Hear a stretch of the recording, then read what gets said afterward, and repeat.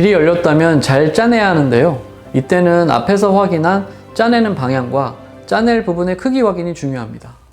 이때에도 짜내는 도구인 면봉과 압출기는 알코올 솜으로 소독을 잘 해주고요. 비스듬한 모공의 방향대로 부드럽지만 잘 눌러주는 것이 중요합니다. 그리고 한 번에 잘 짜지면 좋겠지만 그렇지 못하다면 두세 번 정도는 더 시도해 볼 수 있겠고요. 그래도 안 되면 연고를 바르고 압출을 중단하는 것이 좋겠습니다.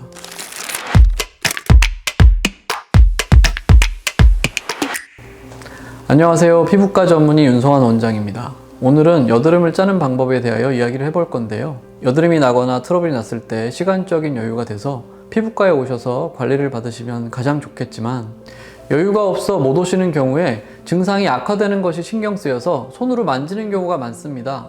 그러다 보니 혼자 집에서 여드름을 짜시는데 저희 병원에도 종종 혼자 해보다가 실패해서 내원하시는 분들이 있습니다. 이런 경우에는 실패한 부위에 패인 자국, 색소 침착이 생기거나 병변이 더 붓고 커지고 상처가 되시는 분들이 많아 항상 안타깝게 생각하고 있습니다. 그래서 오늘은 이런 분들을 위해서 여드름을 실패 없이 짜는 법을 알려드리겠습니다. 원장님, 얼굴에 난 여드름은 다 짜도 되는 건가요? 아닙니다. 여드름에는 짤 수 있는 여드름과 짜면 안 되는 여드름이 있습니다. 우선 짤 수 있는 여드름부터 설명을 드리면 여드름을 짠다 또는 압출한다 라고 하는데 말 그대로 눌러서 짜낸다는 뜻입니다. 그러려면 먼저 짜야 할 것, 즉 피지나 농이 하얗게 또는 검게 산화된 피지막에 등이 보여야 하고요. 눌러서 짜줘야 하니까 주변의 피부는 가능하면 붓지 않고 단단할 때 가능합니다. 그러려면 작은 3mm 이하의 여드름 정도만 짤 수 있습니다. 그래서 여드름 초기에 피지가 공기와 만나 검게 산화된 피지막에인 블랙헤드와 모공이 각질로 막혀 그 아래로 피지가 고이는 화이트헤드, 즉 좁쌀 여드름일 때 압출이 가능합니다. 다만 좁쌀 여드름은 각질로 막혀있기 때문에 주의가 필요하기는 합니다.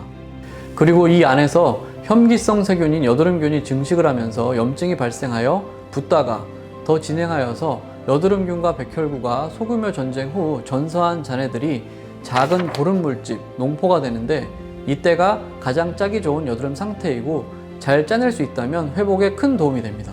한편 압출을 하면 안 되는 여드름들이 있습니다. 앞에서 중간에 피지가 고이고 여드름균이 증식하면서 염증이 시작되는 초기에는 그냥 붓고 붉기만 할 때가 있는데요. 이때가 짜면 안 되는 여드름 상태입니다. 보기만 해도 뭘 짜야 할지 알 수 없는 상태이기도 합니다. 그래서 이 시기에 짜고 싶다고 오시면 짜더라도 나오는 것이 없어서 괜히 짠다고 바늘로 찌르면서 아프기만 하고 피만 나오는 상처만 만들게 되고 괜히 건드려서 더 썩만 돋우는 것이라서 오히려 더 묵혔다가 짜야 한다고 설명드립니다. 그리고 반대로 여드름을 너무 오래 방치하는 경우는 짜지 못하는 상태가 되기도 합니다.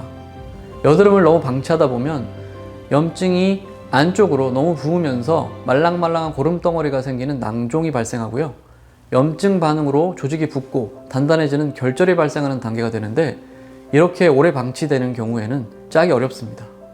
그래서 여드름 짜기는 두더지 잡기와 같다고 설명을 드리는데요. 두더지 잡기도 나온 것을 잘 때려야 하는 것처럼 여드름도 눈에 보여야 짤 수 있습니다. 그런데 이 여드름 두더지는 안 잡고 방치하다 보면 힘을 더 길러 강하게 밀고 올라오게 되는 것이 문제가 됩니다. 자, 그럼 어떤 여드름을 짤 수 있는지 알려드렸으니 짜는 방법도 설명드리겠습니다. 먼저 오늘 제일 알려드리고 싶었던 건데 일반적으로 혼자 짤 때 손이나 면봉으로 그냥 짜거나 압출기만 가지고 짜는 분들이 많습니다. 그런데 쉽게 생각해 보시면 이 모공 속에 있는 피지와 농을 빼내야 하는데 입구가 막혀 있으면 어떻게 될까요? 억지로 비집고 나오면서 주변 조직을 다 밀쳐내면서 입구가 찢어지고 터트려서 나와야 합니다. 그러면 이 과정에서 피부 속도 손상이 되고 모공 입구, 피부 표면에도 손상이 생깁니다. 이 손상이 심하면 우리가 가장 걱정하는 여드름 자국, 흉터, 패임 등이 남게 되고요. 그래서 이런 리스크를 최소화하기 위해 피지와 농이 잘 나올 수 있도록 입구를 만들어줄 도구가 필요한데요. 시중에서 쉽게 구할 수 있는 멸균 주사침을 사용하시면 좋습니다. 먼저 알코올 솜으로 짜낼 여드름 부위를 잘 소독하고 멸균 주사침으로 찔러 길을 만들어주는데 너무 얇고 얕게 찌르면 충분하게 열리지 않습니다. 바늘의 굵기는 숫자로 포기하는데 27게이지 정도를 사용하면 좋고요. 흔히 약국에서 구할 수 있는 일회용 주사침 중에서 25게이지에서 27게이지 사이의 제품을 사용하시면 됩니다. 숫자가 작은 것이 더 굵은 바늘인 점도 참고하시면 좋습니다. 그리고 바늘 끝을 잘 보시면 비스듬하게 생긴 바늘 끝부분이 있는데요. 이 바늘 끝부분은 다 들어가는 깊이로 찔러주는 것이 좋습니다. 다음으로 피부를 잘 보아야 하는데 볼록한 농이라면 볼록한 정도로만 찔러주고 짜내면 되지만 피부 속에 박힌 듯한 피지와 좁쌀 여드름은 애매한 경우가 발생합니다. 이때는 모공을 확인하고 모공이 자리 잡은 방향에 따라 비스듬하게 찔러주는 것이 좋습니다. 길이 열렸다면 잘 짜내야 하는데요. 이때는 앞에서 확인한 짜내는 방향과 짜낼 부분의 크기 확인이 중요합니다. 이때에도 짜내는 도구인 면봉과 압출기는 알코올 솜으로 소독을 잘 해주고요. 비스듬한 모공의 방향대로 부드럽지만 잘 눌러주는 것이 중요합니다. 그리고 한 번에 잘 짜지면 좋겠지만 그렇지 못하다면 두세 번 정도는 더 시도해 볼 수 있겠고요. 그래도 안 되면 연고를 바르고 압출을 중단하는 것이 좋겠습니다. 보기보다 깊게 위치한 피지나 고름이라 짜기 어렵거나 짤 수 없는 것인데요. 이 상태를 짜려고 계속 누르게 되면 주위 조직이 눌리면서 붓게 됩니다. 그러면 길을 막거나 오히려 피지를 더 안쪽으로 밀어 넣을 수도 있습니다. 그리고 피부가 약한 분들은 몇 번만 문질러도 표피가 까져서 상처가 되기도 합니다. 압출 후에는 압출 부위를 다시 한번 알코올 솜으로 1, 2회 지그시 눌러 소독하고 보기에 상처가 나지 않고 괜찮다면 항생제 성분의 상비 연고를 도포하고 마무리합니다.